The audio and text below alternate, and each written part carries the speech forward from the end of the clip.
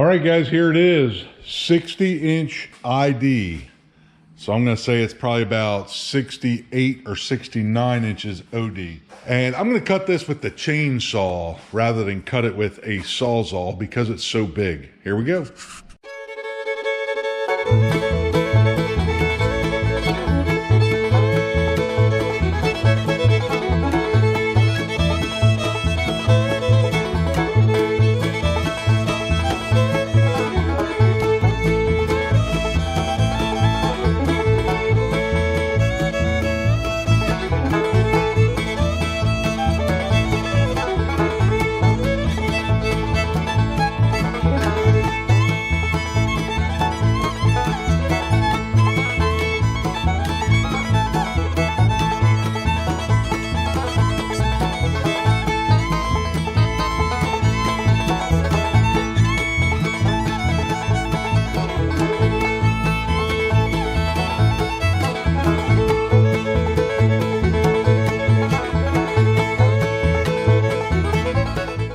All right, guys, so now that we have them cut with the chainsaw, we got to get those edges straightened out. And the way we do that is I have a jig that we're going to put on there and mark that with a scribe. And then we're going to set it up here on this table, lean it up against that canopy, and cut it with the jigsaw. We'll put it on time lapse, show you how we're doing that. Here we go.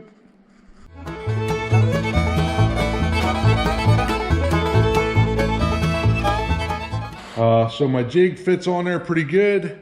I just set this scribe underneath here like this and drag that around and mark that. And then we'll cut that with a jigsaw. So put you back on time lapse. Here we go.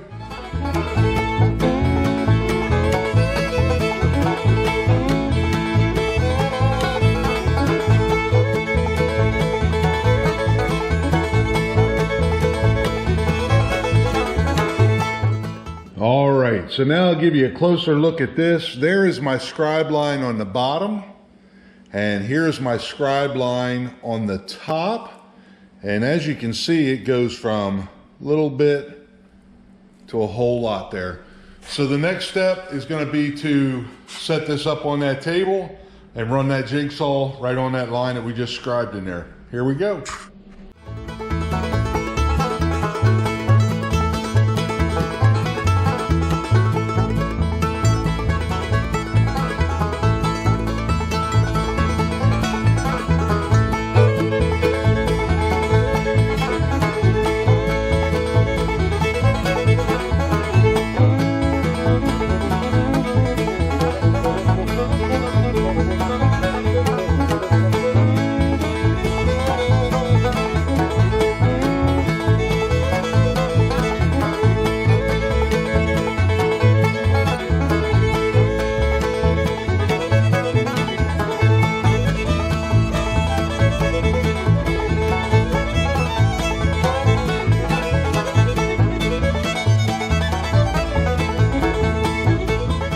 So as you can see, that cleans that edge up pretty nice, and it does make it pretty uniform all the way around.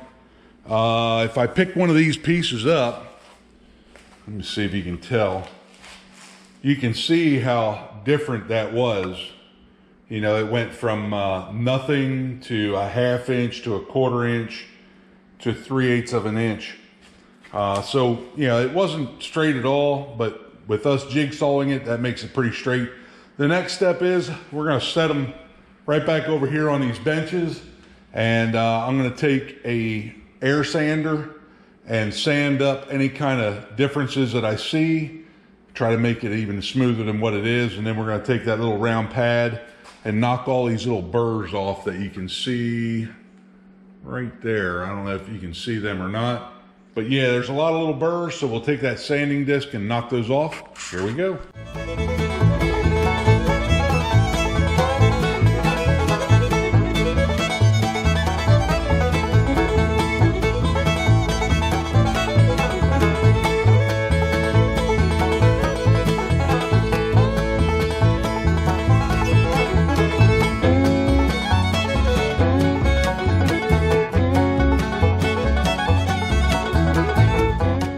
All right, guys, there you have it. That's how we get the edges cleaned up on these wheels. Yeah, we got 2 more to do. So, all right, guys, we are at the next step of this fat tire bike. So I went out and I measured across that rim, and I came up with 4 3/4. That's what I want my plates. So I have two pieces of steel here stacked on top of each other, and we're going to clamp this down in just a second. Once I clamp it down, we're going to run some screws down in here to hold this in place. Then we're going to screw a block in down here. Then I should be able to cut, slide it up to the block, cut, slide it up to the block, because I have quite a few of these to cut. I'm going to guess about 24 of them, or 36. I'm not quite sure how many yet, but it's going to be a few. So we'll set you up on time lapse, and here we go.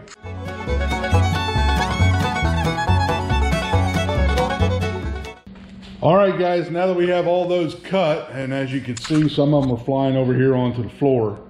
Now that we have all those cut, we're going to let them cool down.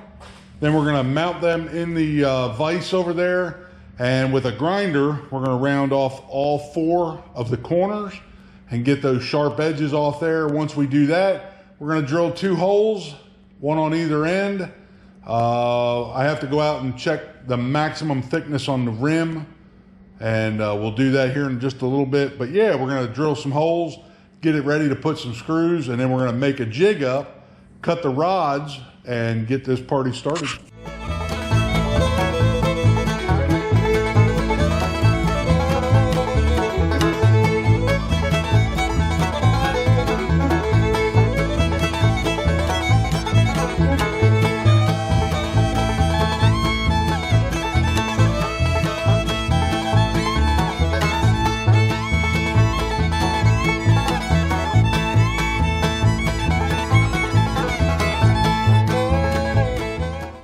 All right, guys, so what I have here, I laid this out, put a dimple there.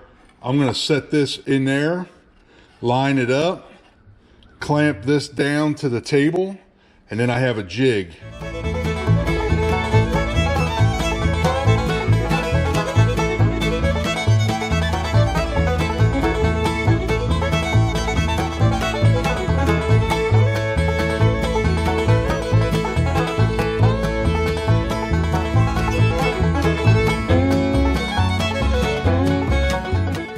All right, guys, there you have it. Now we have 2 holes drilled in every plate. The next thing is to build a jig to weld the spoke onto this plate. So that's going to be our next thing. All right, guys, I didn't show this process just because I was almost out of battery. But this is 3/8 rod, just round rod. And I've cut them 2 foot 6 inches. And those are going to be my spokes. All right, guys, here you have just a rough mock-up. So where each one of these comes into the wheel, there's going to be one of those plates there. I just have that plate laying there, but that bar will be welded in the middle of that plate, and then it'll come to either the left or the right or the top or the bottom of the hub, and they're going to stagger. That way I have plenty of room on that hub to fit all of them in one place. All right, guys, I made up a little jig here. This is going to be my spoke, and this is going to be my plate that mounts to the wheel, and I have that laid out for center. Put that plate in there, slide it all the way up against that block, and then you just lay this up against these 2 blocks, and that puts us right on center, and then I'm going to go ahead and weld that.